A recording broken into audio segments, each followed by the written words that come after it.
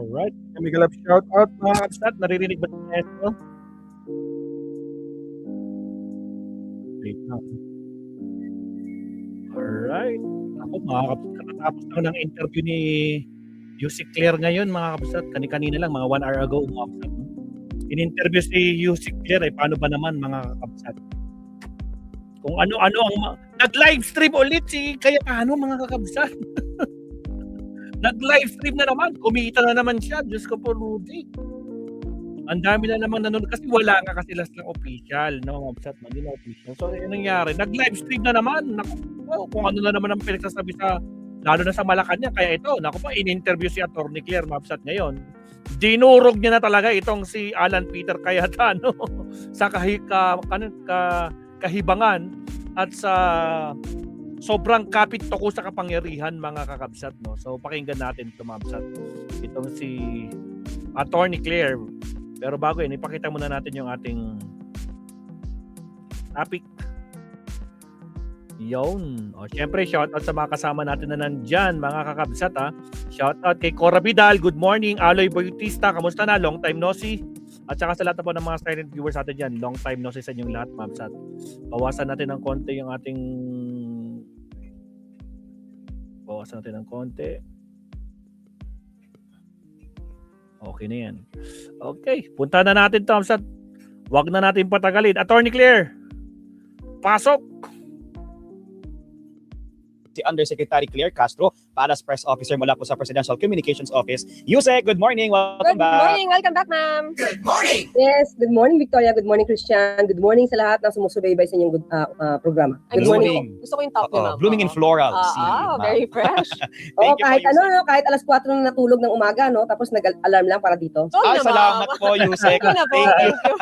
Salamat Good agad, morning. Yusek. Opo, gusto lang namin pag-usapan po ito nga po mga nangyayari sa Senado. Although, hiwalay na sangay ang executive, ang Malacanang sa Senado. Pero kahapon po ang pinakabagong lumutang na mga pahayag, si mismong Senator Alan Peter Cayetano ay mayroon pong akusasyon sa Malacanang at kung pwede ko pong basahin, inaakusahan niya yung Malacanang pati yung mga kaalyado daw po na nanggugulo sa Senado kaya nauwi daw po sa deadlock yung liderato ng Senado. Ano pong pahayag niyo doon, ma'am? Alam nyo, lahat na lang siguro ng kasalanan. Kasalanan ni Bongbong. Ipapahid lagi sa Malacanang at ang Kasalanan ni malinis Bongbong. ay si Senator Alan Cayetano. So kita naman natin, parang hindi naman ito yung unang pagkakataon Agree. na hindi siya bumitaw sa Tama. posisyon. Attorney. Kahit meron ng dapat na nakaupo at nagsasagawa ng isang tungkulin. Pero hanggat kakayanin niya na huwag umalis sa isang posisyon, mukhang yun ang gagawin niya. So ngayon, nagbibigay na naman siya ng ibang naratibo at lahat ng kaguluhan sa Senado ay wala siyang kinalaman at palalabasin na Malacanang na naman ang gumagawa. Umpisahan natin noong May 11. Hindi naman Pangulo ang nanggulo sa Senado. At that time na nagkaroon ng putukan, sino ba nag-utos na mag-aresto at mag-lock and load order, di ba? Sino ba yon? Sa Pangulo ba galing yon? Nung nagkaroon ng pagputok, pumunta sa kung saan nandoon ang isang NBI agent kasi isang kasamaan medyo nasa baba na. Nag-iisa. Nakita natin ang harang pa ng silya para walang makalabas sa pintuan na yon. Pero sino ba ang nagbukas? Hindi ba yung mga tauhan ni General Aplasca sa utos na rin or sa permiso na rin na nagmumula kay Senator Alan Cayetano? So yung pag-utos ba ng pagputok ay galing din sa Pangulo o sa Malacanang? Agree. So lahat ng ito, pati yung pagpapalabas kay Senator Bato. At sino ba naman nag-utos na mag-boycott? Ang Pangulo ba? Wala pang ano nun ha? Hindi pa nagsasagawa ng sesyon ng June 3. 3 araw na nag-boycott sila at ini-encourage pa yung ibang mga senador. 3 araw silang hindi nagtrabaho. Ito pa rin ba? Ipupukol pa rin niya sa Pangulo? Ipupukol niya pa rin sa Malacanang? Tapos siya yung malinis at mabait at walang kadungis-dungis? Tama ba naman yan ang gawing naratibo sa mga tao na ngayon ay gulong-gulo dahil sa kaguluhan dyan sa Senado? Nabanggitin nyo kanina, Yusek, na Wow. parang kung lahat ng maaaring gawin ay pwedeng gawin ni Senator Cayetano para makakapit doon sa kanyang posisyon. Sa paningin po ng palasyo, ano kaya yung dahilan? Bakit? Ano kayang dahilan ni Alan Peter Cayetano? Bakit kumakapit? Diyos ko po, Rudy. Nabanggitin nyo kanina, Yusek, na parang kung lahat ng maaaring gawin ay pwedeng gawin ni Senator Cayetano para makakapit doon. Gagawin lahat ni Senator Alan Peter Cayetano para kumapit.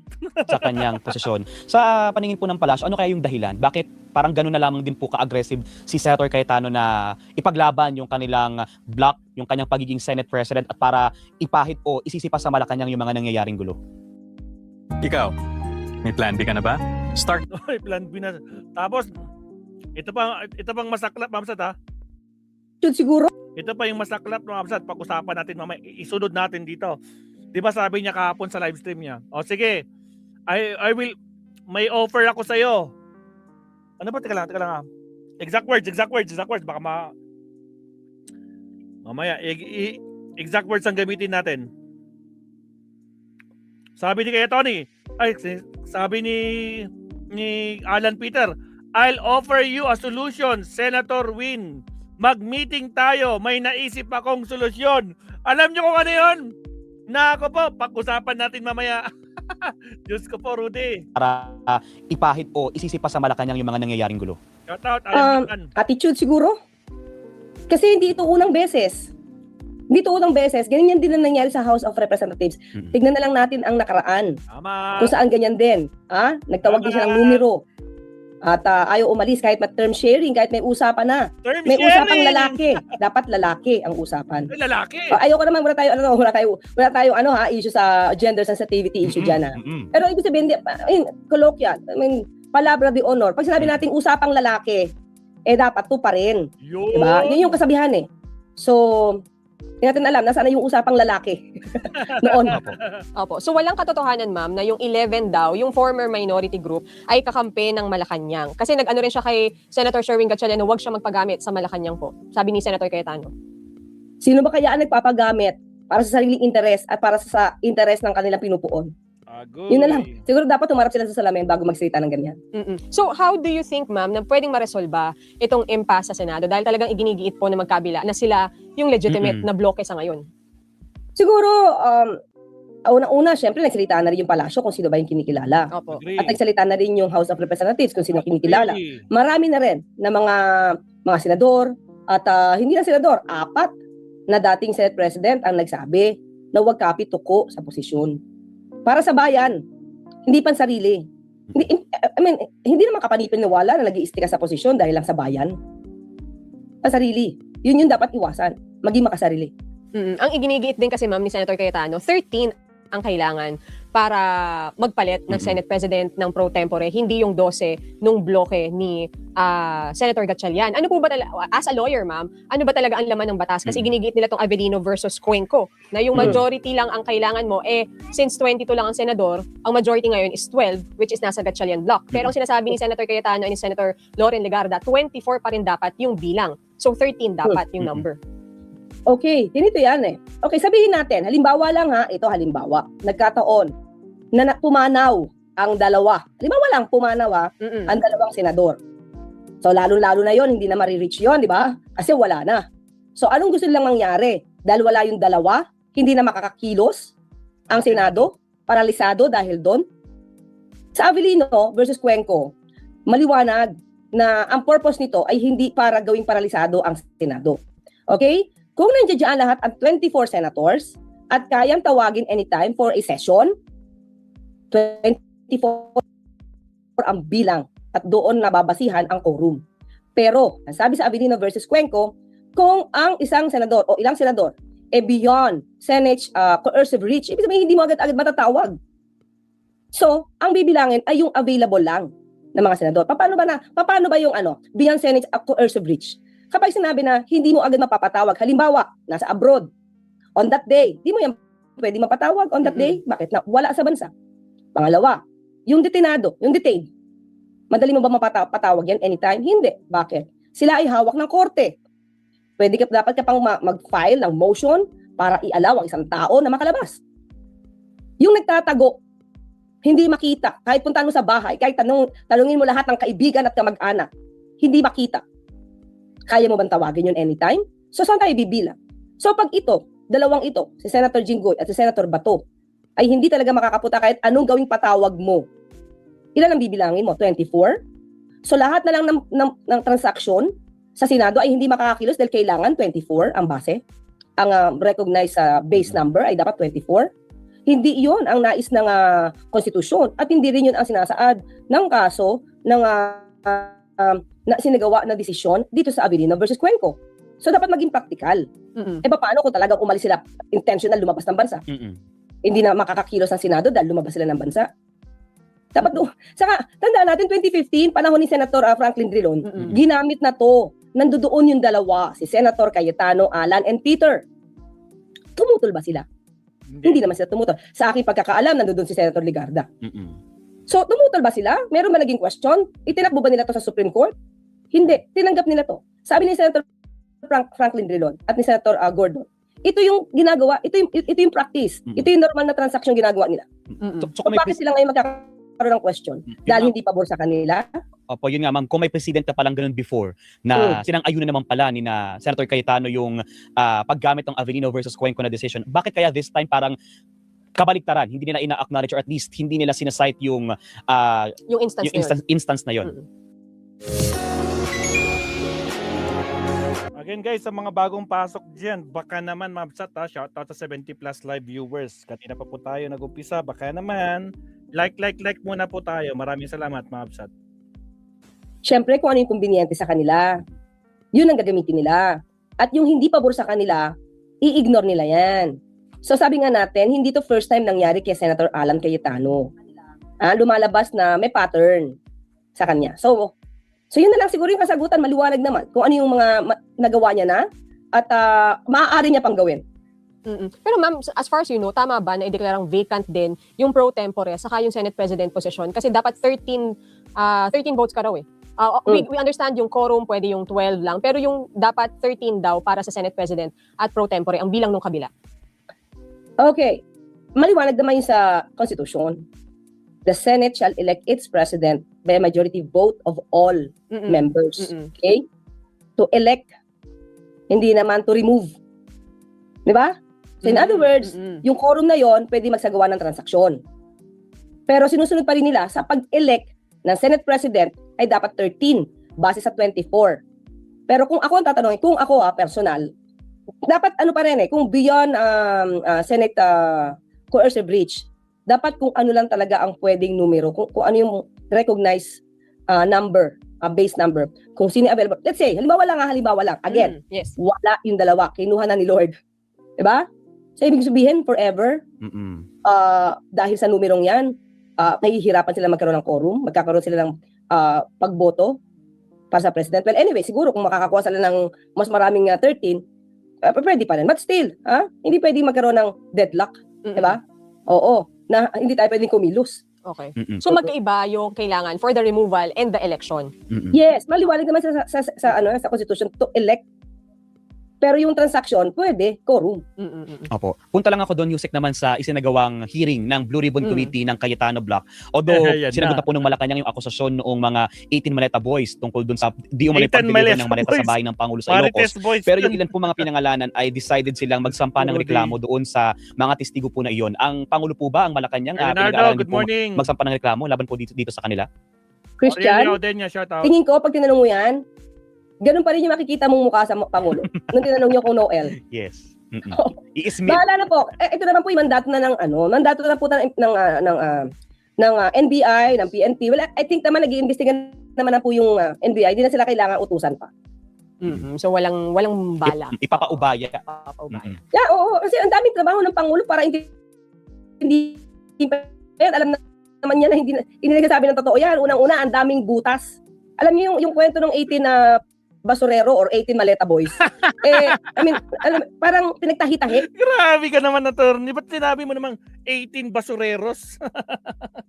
Isa pa nga, Diyos ko po. Hindi nagsasabi ng totoo yan. Unang-una, ang daming butas. Alam niyo yung kwento ng 18 na basurero or 18 Maleta Boys. Parang pinagtahi-tahi. Kung ano na yung masabi ng isa, dadagdag. Ito may question to kasi na-question tayo dito, kulang, idadagdag. Hanggang sa nakakawindang-windang yung kwento na kakadagdag-dagdag nila. Hindi na nagtatama-tama. Kasi mangyayari talaga yan, Christian and Victoria, kapag hindi talaga totoo yung kwento. So, kumbaga wala sa memory nila, wala sa utak nila, yung pangyayari. Kasi hindi nangyari. So, ang hirap mag-imbento ng kwento, maiiba yan. Kaya nga hindi alam kung sa sea ba, lake ba, basta daw tubig. Imagine mo kung dati ka miyembro ng Marine Corps, tapos ganyan kababaw yung level ng intellectual Marines pa talaga, attorney. Marines, hindi niya alam kung lake, dagat. Diyos ko po. Sa paway pa talaga. Taga-paway na pala sila. Diyos ko po. capacity mo, ay talagang dapat ka matanggal sa pagiging miyembro ng Marine. Pero how would you explain, ma'am, yung isa, yung si Senator Amy Marcos pa yung nagsabi na pakita yung picture nung isang maleta boy with Congressman Sandro Marcos? O, picture, anong meron dun? Mm-mm. Ako kasi abogado ako, syempre iba yung tingin ko dyan. Kayo, ordinaryong tao, anong nakita nyo? Maleta? May pera? Nagpa-picture lang? Ang dami din nagpapapicture sa akin. Maski na naman kay Christian, marami nagpapapicture. O, ang dami sabihin sa'yo, di ba Christian, sabihin sa'yo, may maleta ka, nagpa-picture sa'yo, nakaganon pa. Ano? May napatunayan? Di ba? I mean, Senator Amy Marcos, dapat mas mag-level up siya. Di ba? Hindi pwedeng picture lang. Agree. Dapat nakikita yung mga pera, yung mga milyon-milyon. Hindi puro maleta na wala namang lamang pera. Ni isa doon, walang pinakita kung may laman o wala. Diyos ko po, Rudy. Tapos yung iba pa doon, pinagpipilitan na yung video, post tragis. Nako po, nabisto yung video na naman. Palpak na naman ang script nila. No? May mga nakasulat doon na mga ano yun, mga nagdi-deliver ng mga mali-maleta. Putragi, bagahe pala na mga ano yun, galing sa Dubai. Diyos ko Lord, iba talaga ang gawain ng DDS. Meron ng agad ebidensya? Ano meron sa picture? Yun dapat mas malalim kayo mag-isip. Para maniwala naman yung taong bayan. Aray Kung sa mo maleta niyo, talaga, puro kayo West maleta. Tapos West- ang laman pala ng maleta ni Congressman Ridon, mangga at tinuka. Mm-mm. O, di ba? Mm-mm. Mm-mm. Dapat mas malalim sila mag-isip. Opo. Laliman nila. Do you think po liable din, may account, pwedeng kasuhan itong mga senador na nanguna doon sa pagdinig/meeting nung Thursday sa Senado? I think so, yes. May usurpation of authority. Tapos, yung mga nagsalita dyan, hindi yan official. Pwede makasuhan yan ng libel. Kasi yun din po ang binabanggit ni na Senator Senator Soto, Oo. Senator Ping. Yes, na Mhm. maaaring Usurpation. sampahan nila ng reklamo yung mga nag-conduct nga po noon dahil una, hindi na nga sila yung set ng majority, at the same time, wala din namang nag-acknowledge mula doon sa mga hanay ng staff ng Senado doon sa Oo. ginawang pagdig at hindi din in-acknowledge ng Malacanang at ng Kamara Yes. itong hanay nila Cayetano. Saka hindi lang Malacanang, hindi lang ang HOR. Maraming mga legal experts, pati nga sabi natin, mga dating senador, Senate presidents, pati nga yung framer ng Constitution nagsasabi na tama, at pati IBP, no? Organisasyon ng mga lawyers nagsasabi na legal, tama, yung session, ng June 3. Opo, oo. So ma'am, ang tanong ngayon ay kung magpapatawag po ba, ang Senado po magre-request, di ba, for a special session. Meron na po bang development doon? Sa ngayon, wala pa na ibibigay sa ating mga detalye patungkol dyan. Pero ang Pangulo po ay handa para dyan. Okay. Ma'am, doon sa epekto nitong nangyayari sa Senado, ano po ang nakikita niyong pinakamasamang epekto sa ating bansa? Tama po ba pati yung sa UNSC. yung sa United Nakaapekto. Nations Security Council, naapektuhan po ang ating bid? Actually, nagkausap kami ni Secretary Tess, may iba pang mga dahilan. Pero tama yun. hindi ako yung authority magsabi ng iba pang dahilan. Pero isa sa nakikita po talaga, itong kaguluhan. Ang ingay-ingay po kasi ng mga obstructionists. Ang ingay-ingay po talaga ng mga destabilizers. Ang daming fake news. Nakakaapekto po ito sa magandang imahe ng Pilipinas. Na ito po sana yung gustong mapakita ng Pangulo sa buong mundo. Yung masipag na pagtatrabaho, hindi nagbabakasyon, mabilis umaksyon, nung nagkaroon ng global oil crisis sa Middle East, pero pilit ginigiba ng mga obstructionists, yung mga gahaman sa kapangyarihan at mga destabilizers. Nangangamba po ba ang palasyo, ma'am, na baka yung economic relations din natin sa ibang bansa maapektuhan? Kasi nga po, doon pa lamang sa bid natin sa UNSC, naging factor na ito eh. Pero kung nakikita po ng ibang bansa na medyo unstable yung nangyayari, makakaapekto po ba yun sa atin?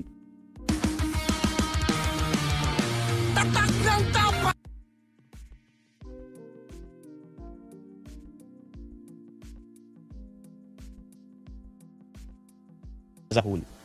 Sana hindi. Pero definitely makakaapekto itong political noise na to sa ekonomiya. Pero masipag naman po ang Pangulo maghikayat, pati ang DTI at ibang sangay ng gobyerno, departments natin, na mag-inggan niya po talaga ng mga investments dito. Katulad po nung nangyari sa Japan. Maganda po naman yung naging balita ng Pangulo. Yung pakikipag-usap sa pamunuan, sa pamahalaan ng Vietnam. So masipag po ang Pangulo sa ganyan. Hindi po ito, kumbaga masipag magtrabaho, hindi naglalakwatsa lang. So, patuloy po ang Pangulo na sa pagtatrabaho at tingin ko, sa ating palagay, sa sipag po nila, ay sana hindi makaapekto yung tiwala. Kasi nakikita naman po nila ang Pangulo ay nagpapapanagot sa mga dapat na managot. So, isa to tingin ko na positibo. Positive ito na ipapakita ng pamahalaan sa liderato po ni Pangulo Marcos Jr. na walang sinisino, kamag-anak, kaibigan, kaalyado. Kapag ka po talaga masasabing sangkot, ay dapat pong masampa ng kaso at dinggin ang kaso sa korte. Ang Malacanang ba, ma'am, may concern sa takbo ng impeachment trial dahil nga po may ganitong nangyayari sa Senado? Hindi po nakikialam ang Pangulo sa impeachment. Hinahayaan lang po niya yan. Basta po dapat ang mangyayari ay ayon sa ebidensya. So, pero sabi nga ng Pangulo, kumbaga ang kanyang pinaka-mensahe ay managot ang dapat na managot. So kahit ano pang position yan, na dapat madinig natin, dapat malaman natin ang katotohanan. Ang taong bayan po kasi ang nangangailangan din po madinig kung ano ba nangyari sa pondo ng bayan. At ano, ma'am, ang latest na mensahe ng Pangulo sa Senado? Siyempre ang huling-huli, get back to work. Umayos kayo. Umayos So, kayo. Umayos kayo. Yun. And with that, Yung back to school, yes, ma'am. dahil Isingit back lang to po school namin. bukas pala, Yusek, matanong ko lang kung meron bang activity ang Pangulo na related po sa pagbabalik eskwela? Wala sa akin ngayon ang schedule ng Pangulo. Bukas ko siguro maia-announce pa. Alright, po, sige po. Abangan namin, Yusek. Maraming salamat, Yusek, Yusek. thank you so much. Maraming Thank you so salamat, much po. Your Victoria and next Christian, at sa lahat ng ating mga kabayan. Good morning po. Good morning po. ma'am. Thank Salamat at And ang grabe at Sir Leonardo, binasag si Cayetano. Pati tong 18 Marines, Diyos ko po, ibang klase ka talaga, Atty. Claire. No? Totoo naman di ba? Absat, no? Totoo naman yung lahat na sabi. Real talk din yun. Especially yung ginawa ni Cayetano. Ginawa niya na sa house yun. No? Na siya ang next topic natin ngayon, mga kakabsat. O sige, countdown muna natin. Again, maraming salamat, Atty. Claire Castro. Ayan. Binasag at dinurog ang kapit-tukong itong si Alan Peter Cayetano, mabsat. Alright, countdown muna tayo. Again, guys, sa mga di pa nagla-like, kanina ko pa kayo sinasabihan, mabsat. Baka naman, wala pong bayad yan. Like and subscribe po tayo. Like tayo, mabsat. Gawin nyo ng 100 yung like natin. Maraming salamat. Okay, countdown tayo. Here we go.